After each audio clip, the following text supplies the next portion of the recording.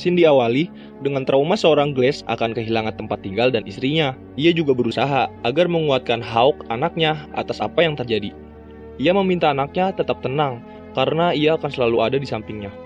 Scene berpindah, Glass dan Hawk sedang di hutan berburu. Mereka berburu untuk membawa bahan makanan kepada rekan lainnya di camp yang sedang memisahkan bulu hewan. Fish, rekannya Glass yang ada di camp, mendengar suara senapan yang ditembakkan Glass. Ia kesal, harusnya Glass tidak menggunakan senapan untuk berburu. Karena jika didengar Sukuri, mereka akan ketahuan. Fitzgerald mencari anak buahnya si Coulter, karena dia tidak melihatnya di camp.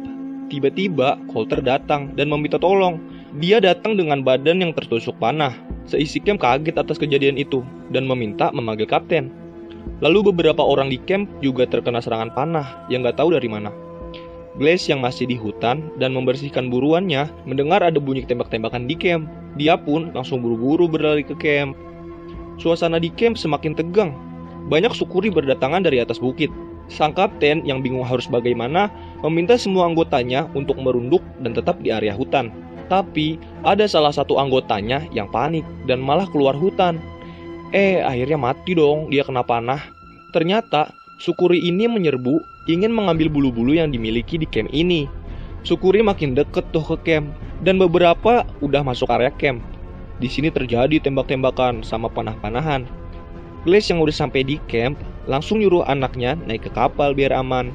Sambil di cover si Glass dari belakang, kelihatan kan Glass sayang banget sama anaknya ini. Glass sempat dapat serangan dari Sukuri, udah sempat dipiting tuh. Untung ada yang nolongin. Pas udah bisa bangun, lagi-lagi dia neriakin nama anaknya. Khawatir banget dia sama anaknya. Di sisi lain, Fish menyuruh anak buahnya buat bawa bulu-bulu hewan ke kapal. Banyak pengumpul bulu yang udah mati. Sukuri masih terus berdatangan dari atas bukit. Bridge yang sedang mengcover diserang sama Sukuri dan ditenggelamin tuh ke air. Tapi untung aja ada Fish yang nyelamatin. Akhirnya, Kapten, Glass, Fish dan anak buah lainnya yang masih hidup berhasil naik ke kapal dengan beberapa bulu yang berhasil dibawa. Kepala Sukuri bilang kalau anaknya Powaka gak ada di situ dan nyuruh buat ambil bulu-bulu yang ada buat nantinya ditukar sama kuda. Ternyata penyerangan Sukuri ini pengen nyari anaknya yang dicuri. Kali ini beberapa pasukan yang selamat meneruskan perjalanan dengan kapal. Beberapa orang yang luka berusaha diobatin sama kapten. Ternyata kapten ini anak dari dokter, jadi setidaknya dia bisa ngelakuin pengobatan pertama. Fish tiba-tiba nyelotok ke kapten. Semoga kau punya rencana ya. Ngocol banget di sini si Fish. Kapten langsung nanya ke Glass yang udah hafal banget sama daerah situ. Dan Glass bilang kalau jalur air tuh nggak aman karena udah dikepung sama Sukuri. Mau gak mau harus lewat jalur darat. Ide Glass ditolak dong sama Fish. Tapi Glass yang emang udah tahu daerah situ tetap yakin kalau mereka harus ganti jadi jalur darat.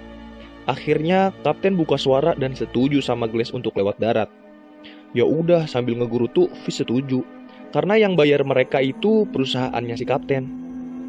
Semua muatan diturunin dari kapal dan kapalnya dibiarkan mengapung di air mengikuti arus. Jadi kalau Sukuri ngelacak kapalnya, ternyata udah gak ada orang nantinya. Lagi-lagi Fish ngedumel gara-gara harus lewat darat karena musim dingin akan tiba dan bikin perjalanan mereka makin sulit buat sampai pos keamanan. Pas Glass lagi bersihin senapan sambil nyari jalur teraman, si Fish malah nyala-nyalain Glass terus. Untung Glass tetap sabar tuh, gak ditanggepin omongan Fish. Si Fish pakai bahas masalah-masa lalunya Glass lagi. Katanya emang bener kalau dulu tempat tinggalnya dia sama istrinya di suku Pawnee diserang sampai istrinya meninggal. Terus dia malah fokus nyelamatin anaknya aja yang gak bisa apa-apa ini. Hawk yang dengar ini kepancing emosi, tapi ditahan sama Glass. Dan malah Hawk yang kena omel Glass. Akhirnya Fish diam karena disuruh kapten. Malam tiba. Ketika yang lainnya istirahat, Glass mencoba untuk ngecek jalur lainnya. Pas paginya, bener aja dong kata Glass. Kapal yang dibiarin terapung dihancurin tuh sama Sukuri. Di situ cuma ada 2 orang. 2 orang ini yang diam-diam naik ke kapal pas diapungin. Scene berubah ke Glass dan lainnya yang sudah menerusin perjalanan. Tapi karena hujan, mereka istirahat dulu. Glass yang sedang jalan sendiri untuk berjaga, tiba-tiba mendengar ada orang lain di situ. Pas dideketin, ternyata ada anak beruang. Ketika lagi ngarahin senapan ke anak beruang, dari belakang induknya datang dan langsung nyerang Glass. Glass di situ terluka parah terus ditinggal deh sama beruangnya. Si Glass masih bisa gerak kan, diambil tuh senapan. Pas nembak, itu beruang malah nyerang Glass lagi. Tapi karena kena senapan tadi, si beruang juga terluka. Glass ini nggak nyerah. Dia ngambil pisau, terus ditusuk ke beruang. Akhirnya keduanya jatuh ke jurang. Pas yang lain udah bangun dan nyari Glass, mereka berhasil tuh nemuin Glass di jurang bareng si beruang. Pas dicek, si Glass ini masih hidup dan langsung dikasih pertolongan pertama. Katanya Glass beruntung masih bisa hidup. Padahal lukanya parah banget. Bahkan lehernya aja bolong karena dicakar dan bikin gak bisa ngomong. Kapten ditemani Hawk dan Bridge untuk jahit luka Glass. Scene beralih kali ini. Sukuri membawa bulu yang tersisa tadi ke orang Prancis. Mereka menukar bulu itu dengan kuda. Sempat ada penolakan dari orang Prancis, namun akhirnya deal juga. Scene kembali ke Glass dan yang lainnya. Bridge membuatkan kuku beruang yang dikalahkan Glass tadi dan ditaruh di tas Glass. Paginya, mereka melanjutkan perjalanan. Makin sulit kali ini, karena harus sambil menggotong Glass. Musim dingin mulai datang, dan perjalanan harus menaiki tebing. Semuanya hampir nyerah karena sulit mengangkat Glass ke atas. Akhirnya, kapten menyuruh untuk menutup mata Glass dan ingin menembakkan senapan kepadanya. Mungkin karena kapten menghargai Glass, akhirnya Glass nggak jadi tuh ditembak. Dan kapten ngasih hadiah $100 buat yang mau jagain Glass sampai melewati rasa sakitnya dan meninggal. Hawk dan Bridge mau tuh. Akhirnya, Fish juga mau ikut jagain. Bagian Bridge dan Hawk juga rela dikasih ke Fish. Makanya Fish mau tuh. Orang ngerti banget duit dah. Kapten nitip pesan ke Fish buat kasih pemakaman yang layak buat Glass nantinya. Si Fish udah ngegali pemakaman aja tuh buat si Glass. Padahal Glass masih hidup. Ini orang makin rese nih. Pas Fish lagi berduaan sama Glass, mereka ngobrol dan Fish nanya, "Kenapa lu masih hidup sih Glass? Gua ada cara nih biar lu gak kesakitan. Gua bakal bekap lu kalau mau." Pas lagi dibekap, Hawk datang. Terus langsung mukul Fish. Si Bridge lagi di sungai buat nyari minum. Akhirnya Fish berantem sama Hawk, ditusuklah si Hawk pakai pisau. Glass yang lihat di situ kesel karena anaknya dibunuh, tapi Glass gak bisa apa-apa. Si Bridge yang baru datang nanyain di mana Hawk, tapi si Fish pura-pura nggak tahu di mana dia. Pagi datang kembali. Bridge yang lagi tidur langsung dibangunin oleh Fish. Katanya Sukuri udah mendekati mereka dan mereka harus pergi dari situ. Bridge memikirkan dan nanya ke Fish, "Gimana cara kita bawa Glass kalau Hawk belum kembali?" Tapi Fish malah nyuruh ninggalin aja si Glass. Glass ditarik ke kuburan yang udah dibikin Fish. Tapi Bridge masih nggak setuju tuh, karena Bridge juga takut. Akhirnya Bridge ikut pergi dan Bridge ninggalin botolnya dia buat Glass. Dan akhirnya Bridge pun ikut lari. Glass mencoba bangun dan keluar dari kubur. Akhirnya berhasil tuh. Terus si Glass nyari mayat Hawk dan memeluknya untuk terakhir kali. Bridge merasa kalau Fish bohong mengenai Sukuri yang mendekati mereka kemarin. Bridge lalu menodongkan senapan ke Fish karena Bridge merasa bersalah udah ninggalin Glass sendirian. Bisa-bisanya Fish bilang, "Lu tuh utang nyawa sama gua. Gue pernah nyelamatin lu sebelum lu naik kapal waktu lu diserbu sama Sukuri." Bridge diem kan. Terus Bridge nanya lagi, apa benar Sukuri mendekati mereka? Akhirnya dijawab, enggak. Bridge kesel dan benar-benar ngerasa bersalah ninggalin Glass. Senapan yang tadinya Bridge pegang diambil Fish dan ditodong balik ke Bridge. Pas mau ditembak, ternyata nggak ada bubuk mesiunya. Bridge disuruh bangun, dan kalau masih mau ikut Fish, buruan siapin barang bawaannya. Glass merasa masih harus nerusin perjalanan. Dia mendoakan sang anak, lalu nerusin perjalanan sambil ngerayap. Untung aja Glass udah pergi. Sukuri udah sampai di tempat Glass sebelumnya. Dia ngeliat mayat Hawk di situ, lalu meneruskan perjalanannya untuk mencari Powaka, si anak dari kepala Sukuri. Glass udah berjalan sampai berhasil nemuin sungai, dan dia tidur di situ untuk istirahat dan membuat api unggun. Ketika bangun, dia mencoba nyari tongkat tuh, biar dia bisa jalan sambil berdiri. Pas lagi belajar dengan tongkat, tiba-tiba dia dengar ada suara kuda dan pasukan Ri. Glass panik dong. Dia ngumpet di batu-batu. Pas ketahuan lagi ngumpet, Glass lari ke air dan berenang ke bawah arus sungai. Beruntung banget di sini Glass masih aman dari kejaran Sukuri. Akhirnya sampai tuh Glass di perairan sungai yang tenang. Oh iya, pemandangan di sini keren banget dah, kayak di film-film. Scene ganti lagi.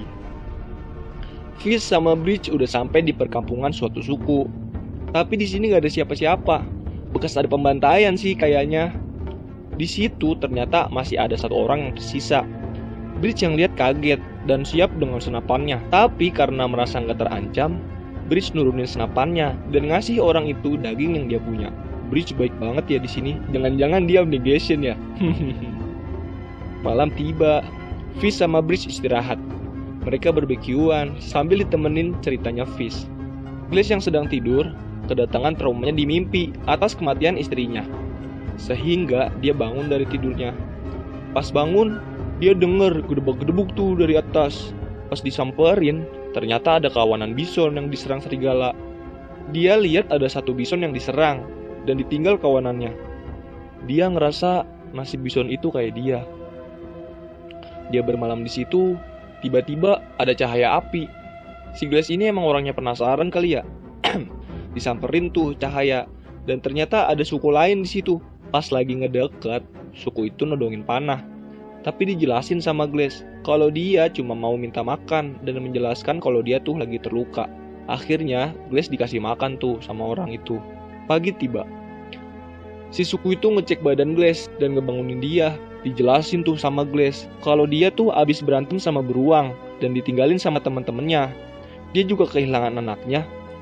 Ternyata si suku ini pun kehilangan keluarganya juga. Suku Sioux lah yang udah ngebunuh kaumnya.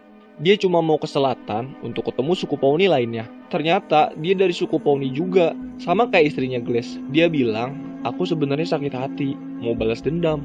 Tapi balas dendam ada di tangan sang pencipta. Lalu dia pergi dan mengajak Glass ikut. Keesokan paginya, Glass diperiksa dan lukanya udah busuk. Harus segera diobati atau dia akan mati. Di sisi lain, Fish dan Bridge sudah sampai di pos. Dan Fish nyuruh tutup mulut. Bridge ngelengos aja ninggalin Fish. Fish ngejelasin tuh ke pemimpin di pos kalau si Hawk itu hilang dan Glass udah dikasih pemakaman yang layak. Anjir, ini orang manipulatif banget dah. Bridge di situ cuma bisa diem aja sambil nyesel. Lalu udah tuh langsung ninggalin ruangan. Scene ganti lagi ke Glass dan suku Pawnee yang nerusin perjalanan. Ternyata ada badai salju tuh. Si suku Pawnee ini baik banget dah. Dibikinin api unggun sama tumpukan ranting buat Glass tidur, biar gak kedinginan. Terus si Glass ini diobatin juga sama suku Pawnee. Baik banget kan. Tiba-tiba Glass kembali ketemu dengan traumanya lagi. Dia ketemu anaknya di mimpi dan dipeluk erat-erat tuh. Langsung bangun tuh si Glass. Dia nyari si suku Pawnee. Kok nggak ada ya? Ternyata ketemu. Tapi dalam kondisi tergantung di pohon. Kaget dong Glass yang lihat itu. Si Glass ngeliat di depan dia ada kelompok lain tuh. Jangan-jangan temen gue ini digantung sama mereka. Syukuri ngeliat ada bekas api unggun. Ya udah, buru-buru mereka lanjutin perjalanan. Siapa tahu anaknya si Powaka di sana. Balik ke Glass, dia mendekati kelompok itu untuk mencuri kuda salah satu anggota mereka. Si Tosen membawa wanita untuk adegan tak senonoh. Glass mencoba mendekati pria itu dan menolong si wanita. Akhirnya wanita itu bisa kabur dan Glass dapet tuh kudanya. Pas lagi kabur bawa kuda, botol minum yang ditinggalkan Bridge jatuh dan harus ditinggal sama Glass. Glass meneruskan perjalanan dengan kuda dan istirahat untuk tidur di sebuah hutan. Pas paginya, Syukuri ngelihat ada Glass lagi tidur. Pas dipanah, untung aja cuma kena pohon. Glass pun langsung ke kuda tuh, kabur dah dia. Dari belakang, kudanya Glass kena panah dan mereka pun jatuh ke jurang. Si Glass masih selamat tuh. Tapi karena badai dan gak ada api, dia keluarin tuh isi perut kuda dan masuk ke kuda untuk ngangetin badan. Scene berganti. Tiba-tiba ada orang asing nih datang ke pos penjagaan. Dia dikasih masuk dan cuma mau minta makan. Tahu gak? Ternyata orang ini anak buahnya si Tosen yang kudanya diambil Glass. Dia ngejelasin kalau temennya pada mati dibunuh. Dia minta makan lagi tuh. Tapi si Fish bilang, kalau mau makan lo harus bayar. Tapi saya nggak ada uang, cuma ada barang ini. Sambil ngeluarin barang-barang yang dia punya. Bridge sadar, di antara barang yang dikasih, ternyata ada botol minum yang dia tinggalkan buat Glass. Bridge nyangkanya botol itu dibawa sama Hawk. Di situ kapten langsung nanya, lu dapat botolnya dari mana? Gua mau samperin ke sono, kata si kapten. Pas udah tahu di mana, kapten ngajak Bridge sama yang lain ke sana. Tapi si Fish gak ikut nih. Dia tahu kalau itu berarti Glass masih hidup. Fish panik abis. Pas malam, Pencarian Hawk masih berjalan. Mereka dengar ada suara senapan, langsung aja kan mode antisipasi on. Terus dari arah berlawanan, muncul tuh si Glass. Kapten, Bridge, dan yang lainnya kaget. Heran sampai melongo. Langsung deh, Glass pun diangkut ke kuda, terus dibawa ke pos. Kapten yang sampai duluan di pos, langsung buru-buru nyari Fish. Tapi telat. Fish udah pergi duluan. Ternyata yang bikin kesel lagi, dia ambil semua duit yang ada di berangkas. Pas datang Glass dan lainnya, Bridge langsung dipukul pakai senapan, diinjek, bahkan mau dihukum mati. Karena kapten udah ngerasa dibohongin. Scene berpindah. Saat Glass lagi diobatin lukanya, ia didatangi oleh kapten. Glass tahu kalau Fish udah lari. Dia juga ngasih tahu tuh kalau Bridge itu nggak tahu apa-apa. Bridge juga dibohongin sama Fish. Oh iya, Glass minta kuda sama senapan.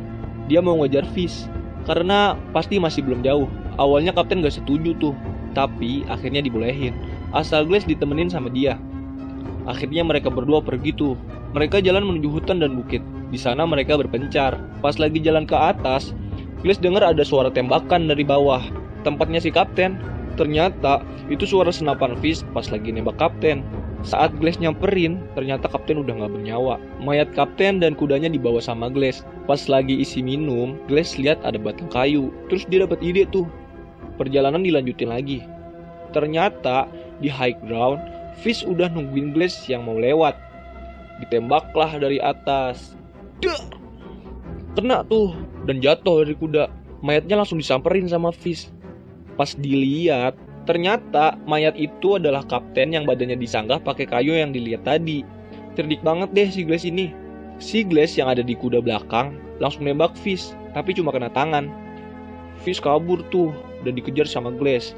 Sempet tembak-tembakan di hutan, sampai akhirnya merosot ke jurang. Nah, di sini mereka bertarungnya ala-ala Indian gitu. Glass pakai kampak, sedangkan Fish pakai pisau. Jari Fish putus kena kampak, pipi Glass codet kena pisau. Kuping Glass robek karena digigit Fish.